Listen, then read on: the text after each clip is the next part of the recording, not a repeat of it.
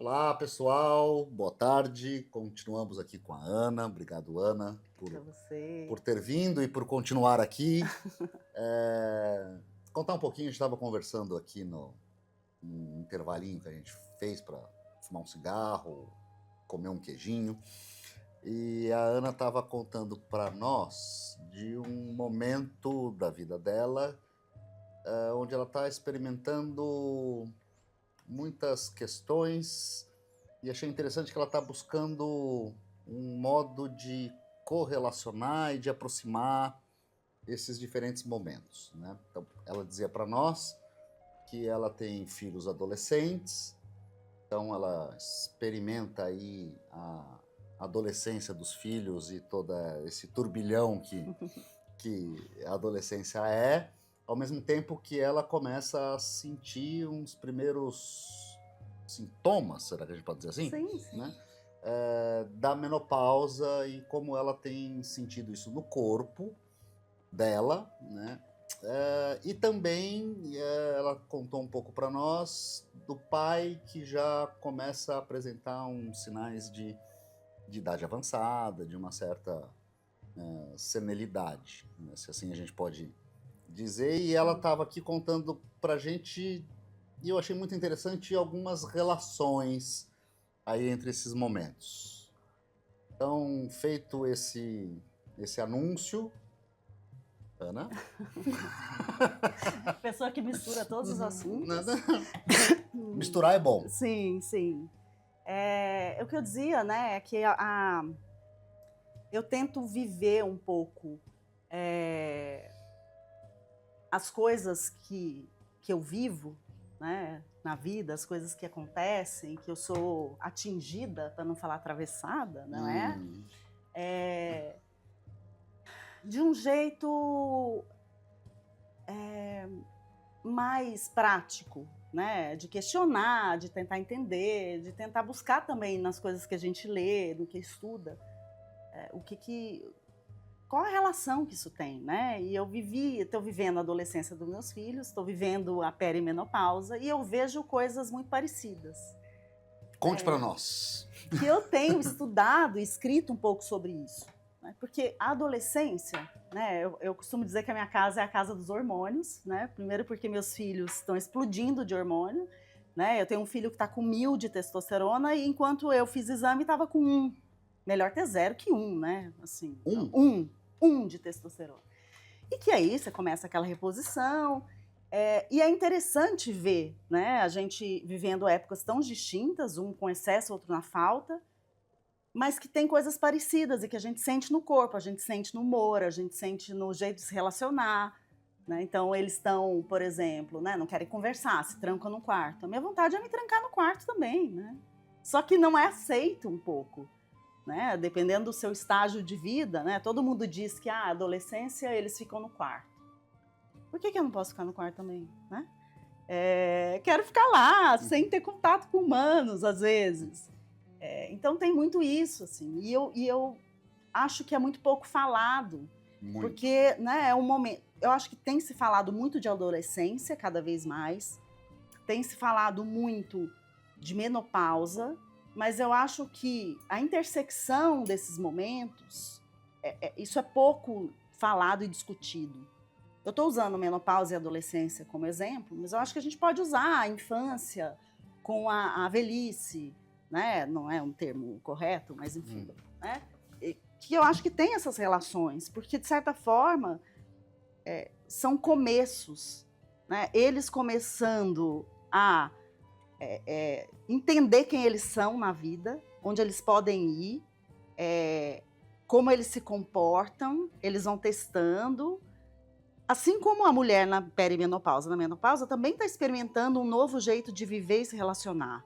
Né? Quem sou eu agora nesse mundo? Como eu me relaciono? Eu não estou mais na fase da descoberta, né, da minha sexualidade ou da minha maturidade feminina. Tô, pelo contrário, né, indo ali em direção a um outro lugar que eu estou entendendo qual é, né, estou experimentando coisas. Então, assim, eu acho interessante fazer essa ligação de momentos tão diferentes, mas que a gente começa a querer chegar num mesmo lugar, né? De descobrir quem se é. Sim, se eu te acompanho, né? Você está dizendo da adolescência como um momento de descoberta do adulto que serei. Sim, E a menopausa também como um momento de se acomodar e se redescobrir na nova mulher que serei. exatamente. Tá, eu acho que sim, né? Mas também temos que trazer aí para esse caldeirão, né, aquilo que deixo de ser. Uhum. E que é o mais difícil, né? O luto. Uhum. Porque eu acho que tem essa fase do... A adolescência é um luto em si, e por isso é tão difícil. Luto no sentido de deixar De ser quem era, né? mudança no corpo, No mudança corpo, na voz. na voz. Eu falo e não me reconhecem, eu não me reconheço. Uhum. Eu vejo ali que agora eu tenho pelos, né? E os meus filhos amam olhar e ver que tá crescendo barba, né? Aquela coisa. A mulher, né? Umas coisas vão caindo, né? A gente vai aí mudando, né? Tendo que se haver com isso de alguma forma, né? E é um luto também para mim, né? Para a mulher, né? Não vou falar só de mim, mas para a mulher perceber que, nossa, aquela vitalidade está mudando.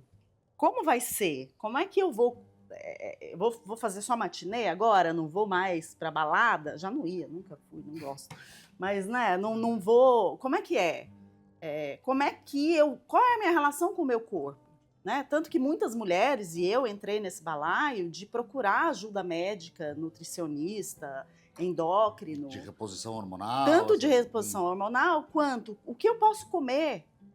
Porque o adolescente, por exemplo, né? Eu estou numa fase que os meus filhos não tem o que chega. Né? O que você fizer vai. E, por outro lado, o que eu comer, eu vejo o resultado no meu corpo muito rápido. Né? Então, entende que tem dois opostos, mas que eles estão convivendo juntos e que, de certa forma, é difícil para eles e é difícil para mim também. Eu sempre fui uma pessoa de comer muito, eu gosto de comer. Né? Eu nunca fui aquela que comia alface. Não, eu como, mas eu não posso mais. Porque engorda? Porque engorda. Né? Porque é mais lento, o metabolismo fica mais lento, o músculo ele já não... Né? Por exemplo, meu filho vai na academia 2 vezes por semana e ele tá bombado. Claro, né, gente? Não é para todo mundo. Depende da constituição, né? É sempre bom a gente trazer os parênteses. Mas... responde mais rápido. É muito rápido. Ao mesmo tempo que eu tô num delay, né? Ou, por exemplo, você tá numa mesa com eles conversando, você fala uma piada e eu escuto. Nossa, piada de velho? Piada de velho é essa? Nossa, né? E você fala, ai, tá bom. Como eu sou pequena. Recolho né? A minha insignificância. Ou, não fala mais isso. Ou, não me relaciona assim mais. Agora tem o ficante, né, o ficante sério, enfim, né? E você vai aprendendo outra linguagem no momento em que você tem que aprender. Justo na minha vez, eu tenho que aprender tanta coisa, mas eu não podia já estar... Enfim, então eu acho que, né, para trazer um pouco da psicanálise, do que a gente vê, né, tem esse luto, tem essa fase de se voltar para si muito, né, meio quase como uma defesa. Então você, sei lá, né, como no luto mesmo, né, que você precisa voltar para si para se cicatrizar. Teoricamente, se a gente puder dizer, né, quando a gente sofre sofre de um luto, né, a gente tem uma carga libidinal que sai, né? Que encontra um objeto e de repente esse objeto não tá se mais. foi. Então fica essa carga desvinculada que retorna para mim, né? Quase como que no sentido de um narcisismo primário, e aí eu vou ficar apequenado, eu vou ficar Ensimesmado, eu acho lindo isso. ensimesmado, até que eu consiga reinvestir outros objetos. Uhum. Né? Eu acho bonito isso que você está dizendo, né? Porque se a gente pensa nesse luto desse corpo fértil, né, que se vai, Uhum. né, eu acho que é a perda mesmo de uma identidade, de um objeto, Uhum. ainda que não um objeto concreto, palpável, Sim. mas um objeto de autoimagem, e isso recai sobre o eu, Sim. como dirá Freud, Sim. né? E precisa mesmo desse movimento de reencontrar e de se reencontrar e se reinvestir como um corpo erógeno, né, para usar aí Sim. Serge Leclerc. Sim.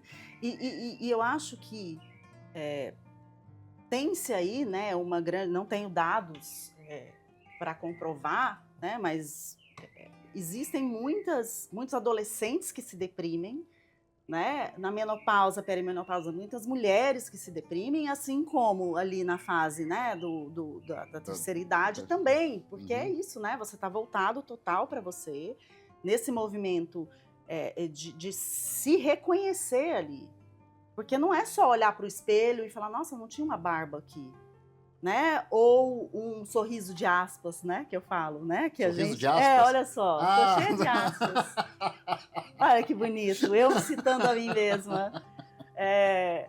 Você olha e você fala, nossa, mas essa mancha aqui não tinha. O que aconteceu? Né? Quem sou eu? A pergunta da vida inteira, né? Mas que vai ganhando outras cores, assim. Né? E a gente está focando na adolescência e na perimenopausa, mas eu acho interessante isso também falar, né, do idoso, porque também é o mesmo movimento. Sim, eu estou pensando nisso. Porque tem o luto, que é, nossa, antes eu corria, agora, porque eu estou dizendo, por exemplo, usando meu pai como exemplo, que sempre fez exercício a vida inteira, hoje não tem músculo, mal tem músculo para andar. Né? E aí, eu acho que não à toa, a natureza é muito sábia, de que alguns idosos, é muito triste, é muito difícil, mas quando vai vindo numa demência, principalmente uma demência senil, é uma forma de proteção. Com certeza. Né? De poder... Talvez seja até a saída para essa realidade que se apresenta. E eu tenho visto isso cada vez mais como um presente, sabe? E não como algo ruim, triste, assim. Porque o idoso, e eu tenho reparado isso bastante, não só no meu pai, mas em outros idosos, eles ficam dentro deles. Eles pouco falam com os outros. Né? Às vezes que eu vou para Goiânia, que tem minha avó e meu pai, eu pareço liminha. Assim, Você tem falo, avó ainda? Eu tenho uma avó, que tem a idade do meu pai. Olha. Ela é um ano mais nova que meu pai. Meu pai tem 88, ela tem 87. E os dois ficam no mundo deles, assim. E eu fico parecendo liminha, sabe? Tentando puxar conversa. Liminha. Juro, eu volto exausta, porque... E como foi o dia? Bom, é meio como... Sabe quando... Puxar do adolescente. Como foi na escola? Bom, normal. E a comida tava, acabou. Aí você vai tentando... Não sai, porque tá dentro de si, assim. É uma coisa que... E eu acho que vai endurecendo essa, não sei, assim, vai criando uma casca e eles vão voltando para dentro. Né? Então, eu tenho feito essa relação desses 3 momentos da minha vida, assim, que eu estou vivendo, né? E eu acho muito rico. E para fazer esse exercício, eu olho de fora, porque se eu me misturo nisso, sofro, né? Então, eu tento olhar a minha câmera de fora olhando a minha vida, assim, né? Os diferentes cômodos. Como que é isso? Você não tem essa sensação na análise? Assim, você tá lá, deitada no divã, lá, né? De repente, eu não sei, eu tenho muito essa sensação de... Nossa, tô aqui falando de mim, coisa estranha. Sim. Né? Que parece que é uma câmera, que você tá se olhando dessa câmera, só que você é a câmera. Um papo de doido. Mas é assim que eu me sinto muitas vezes. Você sabe que eu estava pensando aqui? A gente falou um pouquinho no episódio anterior sobre regressão, pulsão de morte, mas muito en passant. E eu fiquei pensando a partir disso que você está falando, né, trazendo esses 3 momentos, aí, a adolescência, a menopausa e a velhice, né, e como isso impacta por um luto daquilo que vai ficando para trás e por um certo receio de não sei como será, como serei, como será o amanhã. E eu pensei como a gente, né, o ser humano, e eu acho que entendi agora um pouco melhor Freud, quando ele diz de princípio da constância. Já que não pode ser zero, né, a excitação, Sim. que seja sempre aquilo, tudo igual, tudo do mesmo modo, e tudo aquilo que me surge como algo que implode essa constância de energia psíquica, né? Essa constância de excitação dentro do aparelho psíquico, como isso nos soa como risco. Sim. E eu acho que é disso que você está falando, né? E em contrapartida, eu também acho isso bonito porque é sempre novo, né? Sempre tem alguma coisa. Sempre. Não importa, né? Se a gente é criança, se a gente é adulto, se a gente é homem, mulher, se a gente é idoso, idosa, mas sempre tem alguma coisa que está por vir. E nunca a gente vai, por mais que aí é uma coisa que também a gente estava conversando, né? De que não tem garantia de nada, né? Você ler um livro não significa que o que você vai encontrar na clínica é o que está no livro. Às vezes você encontra, né? Você fala, nossa, parece que esse paciente leu Freud, né? Mas não é garantia. Não tem como se preparar. Tem, óbvio, né? Estou fazendo musculação, estou cuidando da minha alimentação, mas psiquicamente, eu acho que não tem um preparo. A gente é pego no susto mesmo? Eu acho, sempre, né? Será eu acho. Então, é interessante isso, né? Mas não sei. Claro que você vai viver uma situação que você já viveu algo parecido, né? Sei lá, dedo podre para alguém, né? Então, beleza, nossa. Você reconhece que o dedo tá indo lá na podridão, que não é isso, mas a gente sabe. Você reconhece. Mas o fato de reconhecer não faz você saber o caminho de não ir lá e fazer. Não sei. Não entendi, explica melhor. Sei lá, né? Você tem um jeitão ali, que é o seu jeitão de funcionar, que você reconheceu, que você entendeu, que você não vai ser curado disso, mas que você pode pegar outros caminhos para não chegar naquele mesmo, de sempre. Tá, outros desfechos. Outros desfechos.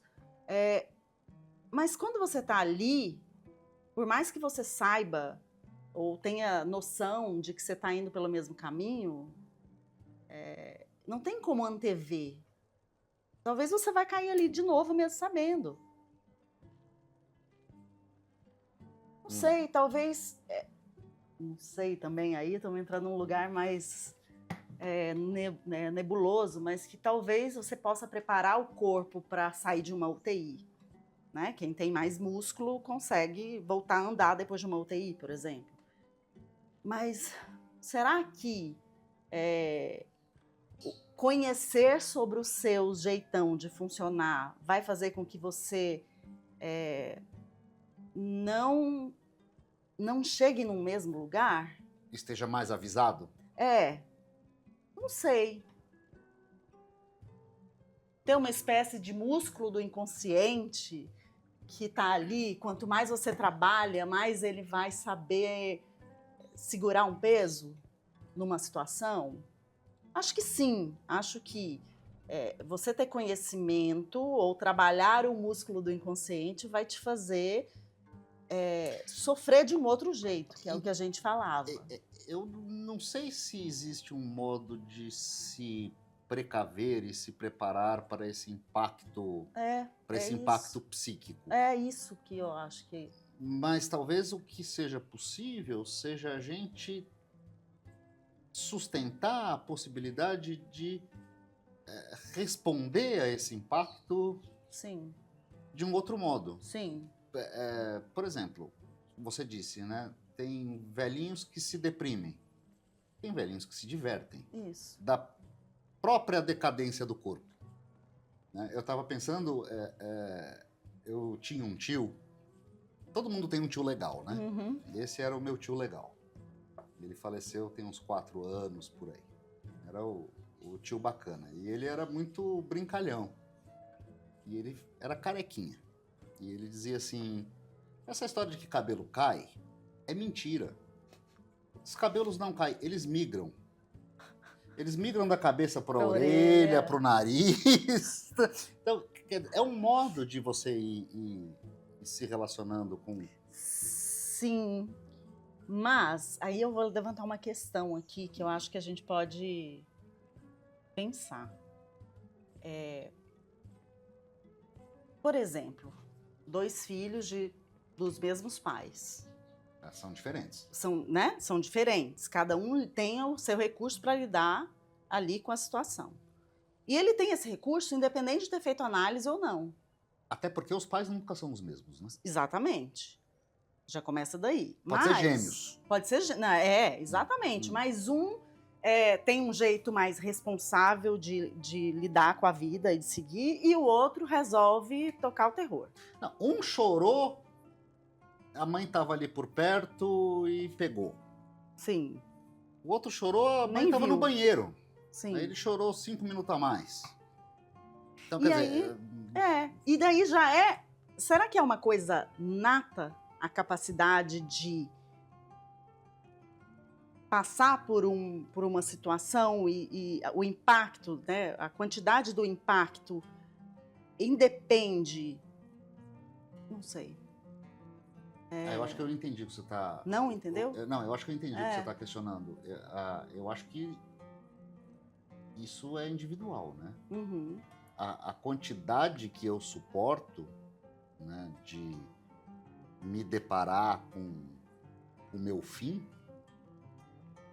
é diferente da Exato. maneira como você Uhum. recebe o impacto de se deparar com o fim. Exatamente. Né? Não, isso vai ter a ver com a minha história, vai ter a ver com a tua história, vai ter a ver com tudo. Mas eu penso que talvez possa existir um modo de cada um, dentro das suas próprias limitações, poder fazer o melhor daquilo que é capaz de fazer. Sim. Né? Talvez eu não vá encarar a velhice, sei lá, como, não sei, alguém que encara muito bem. Um exemplo. Mas eu tenho que procurar encarar a velhice com o que de melhor eu possa fazer sobre isso. E talvez falando ao longo da vida sobre isso, não que isso vá me preparar, mas que isso possa criar um certo tipo de colchão ali, né? Que vai me amparar nesse momento. Acho que tem, né? Assim como tem você ter o dom para alguma coisa e você desenvolver isso. Né? Acho. Alguém com pouca capacidade psíquica ou pouca capacidade de suportar alguma coisa, num trabalho constante, contínuo e de uma vida, desenvolve. Ou... Eu acho que sim, é capaz de se desenvolver, mas dentro daquilo que cada um dá conta. Sim. Porque no fundo, né, eu vi Jesus quando eu, numa aula, do nada, eu costumo dizer que eu vejo Jesus quando eu tenho uma coisa meio, nossa, é isso, sabe? Uma epifania, assim. Quando eu entendi que cada um está tentando dar o seu... E eu vou falar uma coisa que não é absurda não, tá? É bem óbvia. Mas para mim foi um momento de luz, assim. Que cada um faz o melhor que pode com o que tem para tentar viver da melhor forma possível. Tá todo mundo tentando aqui. Né? Assim, é óbvio isso. Dentro do próprio quadro estrutural, Exatamente, dentro do próprio cacuete, né? Cada um sintomático. no seu... Exatamente. Né? Mas está todo mundo aqui tentando dar o que pode com o que tem. E eu acho isso muito bonito, assim. Toda estrutura é uma estrutura de defesa, né? Tá todo mundo tentando Sim. lidar com as mazelas Né? do viver. Isso. Mas eu achei muito interessante essa correlação, até eu acho que talvez você possa dizer um pouquinho mais, da adolescência e da menopausa. Porque eu acho que faz muito sentido, acho que é uma coisa que deveria ser mais dito, e eu acho que vale a pena. E você me fez lembrar a minha mãe, que minha mãe diz que a menopausa é a adolescência da velhice. Eu sinto igual a sua mãe. É a preparação para Sim. Para sei lá o quê. A gente só não tem o vestibular, né? Que marca. Eu acho muito interessante olhar para isso e perceber as coisas que tem em comum, né? Esse recolhimento que a gente tem, o corpo que muda, o humor que muda, a falta de paciência, né? Eu estou trazendo coisas mais superficiais, mas que... Ok. Desses comportamentos, né, e dessas reações, a gente pode considerar que aí tem uma carga hormonal que, sim, causa que define, um impacto importante.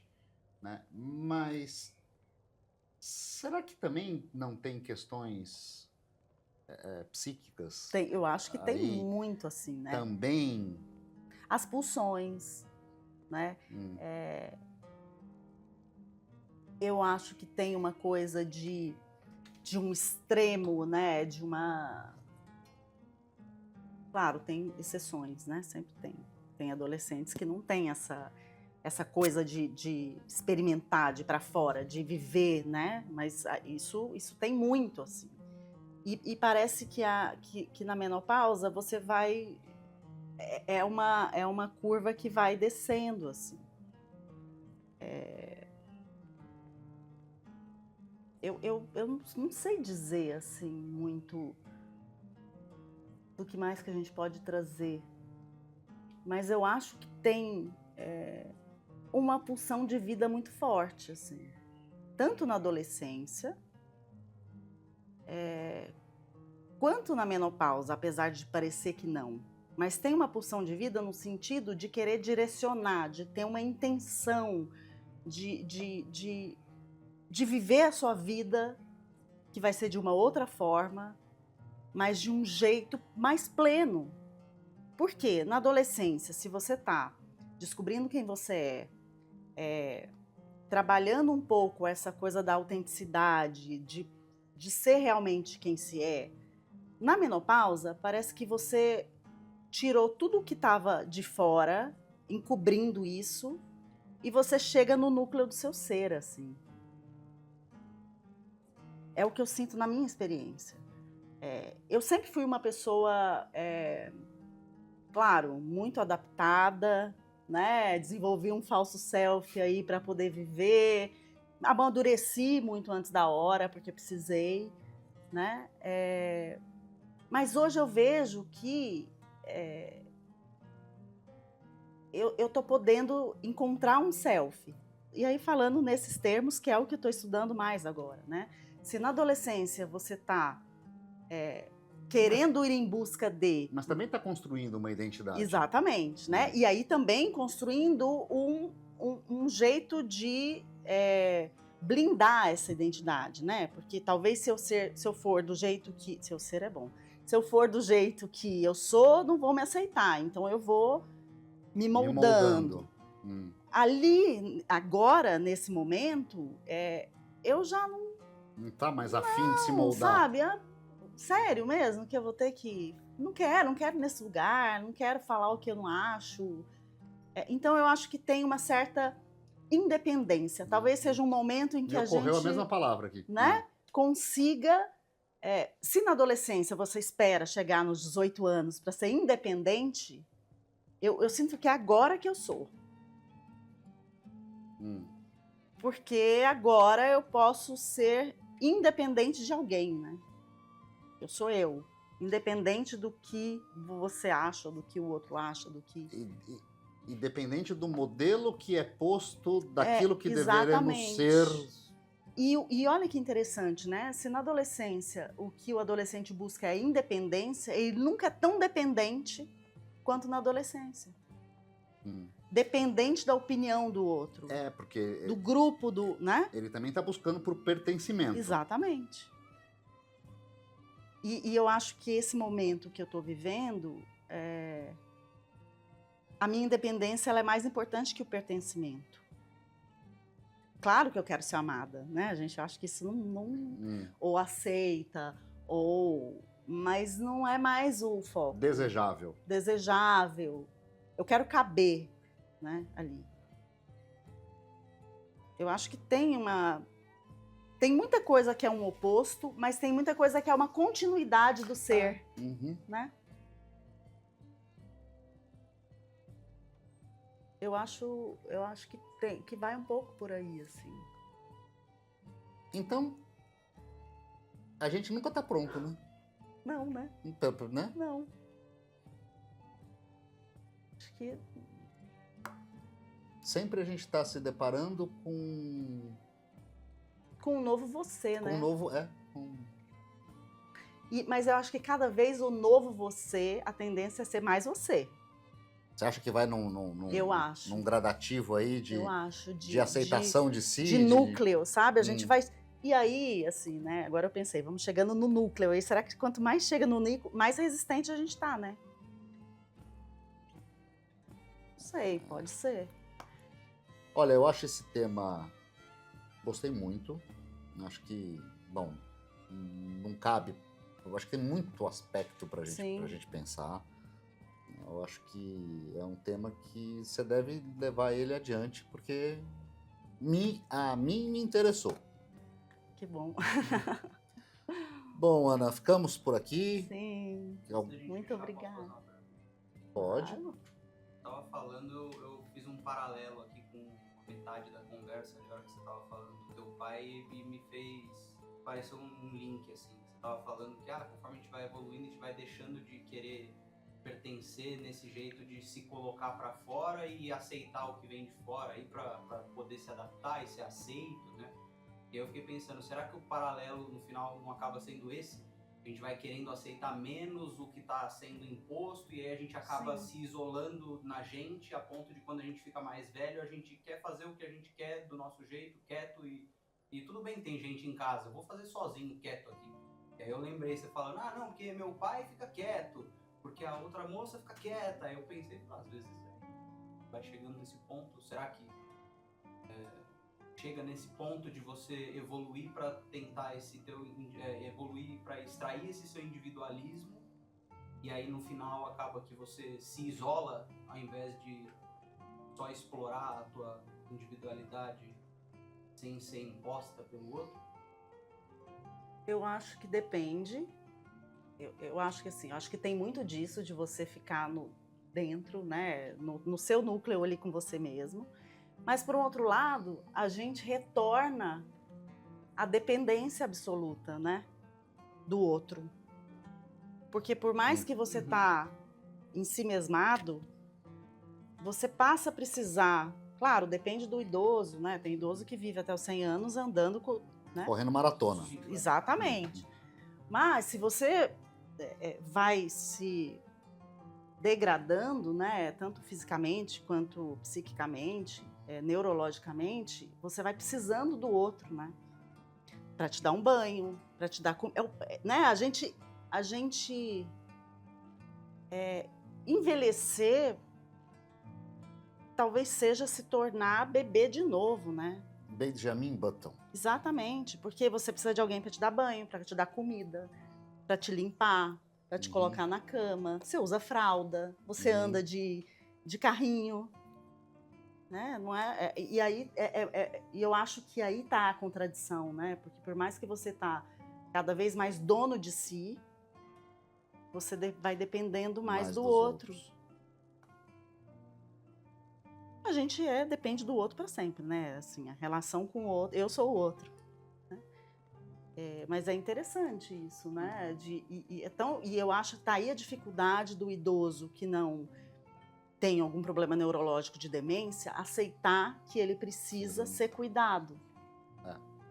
Porque eu posso tudo, né? Agora sou eu. Eu sou muito foda. Olha como eu sou. Eu não preciso mais fakear quem eu sou. E aí, ao mesmo tempo, você depende de alguém para ter a sua independência de certa forma, para sair na rua, para andar.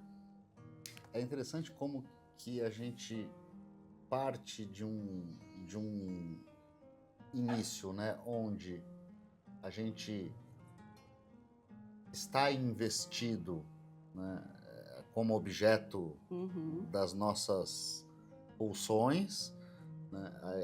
Depois a gente passa por um momento onde a gente vai investir o mundo e depois é um retorno a esse investimento em si mesmo. Talvez o Freud dizia eu não estou enganado se é o Mal-Estar na Civilização, enfim, não me lembro muito bem o texto, se é o Ego e o Id, mas ele diz assim: quanto mais um sistema esvaziado, né, mais o outro é intensificado. Então fica nessa gangorra, ele está dizendo, entre consciente e inconsciente. Quanto mais eu me rendo ao inconsciente e mais dou vazão ao inconsciente, mais sobrecarrega a consciência e vice-versa, né? E aí eu fiquei pensando num paralelo aí, talvez, né, dessa gangorra entre o investimento de mim mesmo, um investimento de si e um investimento do mundo. Como essa gangorra, ela é muito pendular nesses estados da vida. E talvez justamente essa polarização desses investimentos sejam aquilo que mais causa dano para o indivíduo. Esse tentar se amputar, né, amputar de si para pertencer e para participar de um grupo, ou depois na velhice... Que acontece muito na adolescência, ou talvez na velhice amputar o mundo porque tô cagando e andando pro mundo, tô pensando em mim. E tem muito isso, né? Porque tipo, fulano é egoísta. Não, na verdade, ele sempre foi. Ele só meio que não exerceu. Né? Então, tem muito chão aí, né? Eu acho que é um projeto de pesquisa incipiente para você trabalhar. Sim. Ana, obrigado de novo. Obrigada, muito bom. Pessoal. Obrigada, gente. Até a próxima.